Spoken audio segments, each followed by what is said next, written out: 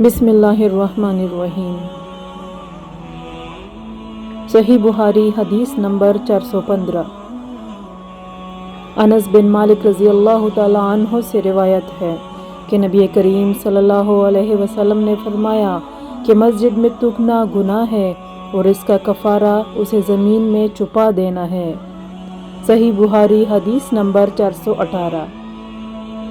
حضرت ابو ہریرہ رضی اللہ تعالی عنہ سے روایت ہے کہ رسول اللہ صلی اللہ علیہ وسلم نے فرمایا، کیا تمہارا یہ خیال ہے کہ میرا منہ نماز میں قبلے کی طرف ہے؟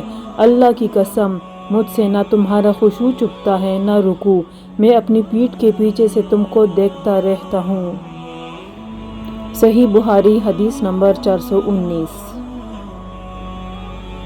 انس بن مالک رضی اللہ تعالی عنہ سے روایت ہے کہ نبی کریم صلی اللہ علیہ وسلم نے ہمیں ایک مرتبہ نماز پڑھائی، پھر آپ منبر پر چڑھے، پھر نماز کے باب میں اور رکوع کے باب میں فرمایا، میں تمہیں پیچھے سے بھی اسی طرح دیکھتا رہتا ہوں جیسے اب سامنے سے دیکھ رہا ہوں۔